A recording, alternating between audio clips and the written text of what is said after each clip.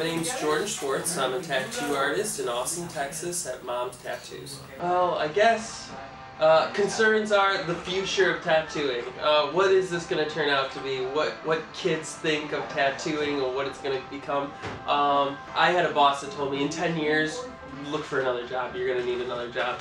I feel like he said that because there's a lot of tattoo artists and there's a lot of tattoo artists coming up because they show it on TV a lot. It's becoming more popular. I have kids that come in here all the time saying, I'm going to grow up and be a tattoo artist. And I tell them, well, good luck. I wish you would have started 10 years ago. Like, our kids going to think, like, because we're taking the taboo out of this whole thing, our kid's going to think it's dumb because their parents have it, you know? Yeah. It's just going to be like a normal everyday thing, and now that's not? Or is it going to become such a thing of like legacy, or like, oh, my dad had it and his dad before him had it, and it keeps going on and on? And I mean, it might be that way because it's so tribalistic that, you know, that people have been doing it forever, that they're just going to continue to do it, and the more that we make it socially okay, that it's actually going to get bigger, which would be great, but I don't know. Well, I got my yo-yo here.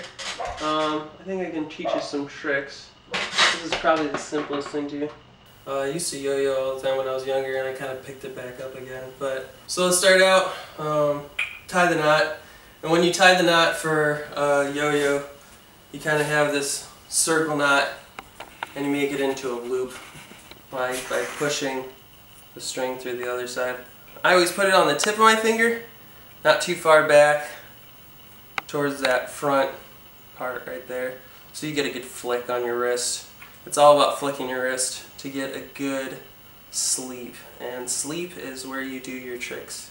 It's when the yo-yo is spinning freely on the string. So I go into my sleep, I put it on the ground, I walk the dog, flick my wrist, and I pull it back up.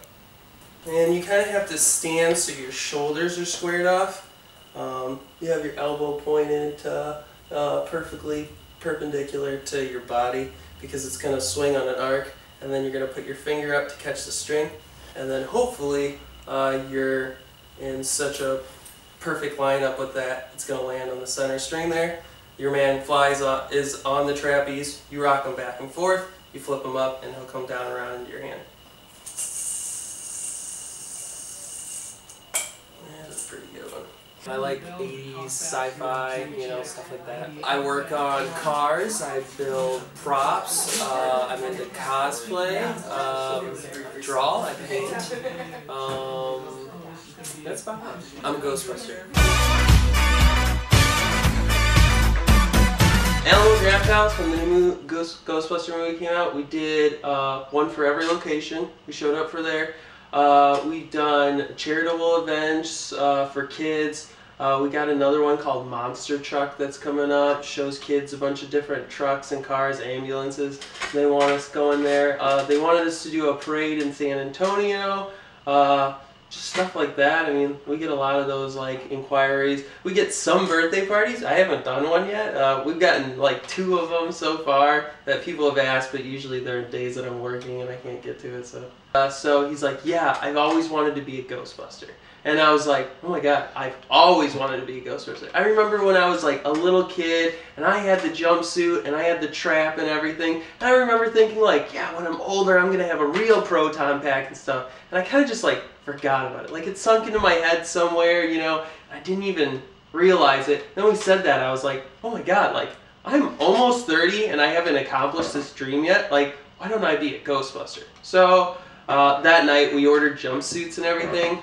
Went on Amazon, ordered them, and it kind of just started rolling. And when stuff like this for me starts rolling, it gets out of control and quick. I didn't even realize they do franchises with this. They're ghost heads. They do, you know, there's sectors for every section. You know, it just goes on and on. And once I started getting into this, showing people on Instagram, they're like, hey, like, who are you? Where'd you come from? You know, you came out of nowhere, blah, blah, blah, and stuff. And I'm like, yeah, I mean, like, I love movies and I love building props, so this kind of like mashed the two together perfectly because there's a lot of really good props in that movie. So it kind of just snowballed.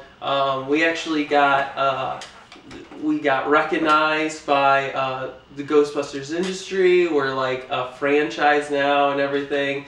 So yeah, that's how that whole thing snowball. How about I go into something that makes people happy, you know, makes people smile, makes me smile, you know. So so I started doing that, and it is amazing how many people, it just lights up I just drive down the street and people smile at you coming around the corner. They say thanks for building this, you know, and I just like want to keep the dream alive, you know, this fantasy world that just sits in kind of reality and makes kids wonder if it's actually real or not, like I did when I was growing up. So if somebody cemented that in my mind, it would have just like really made my day.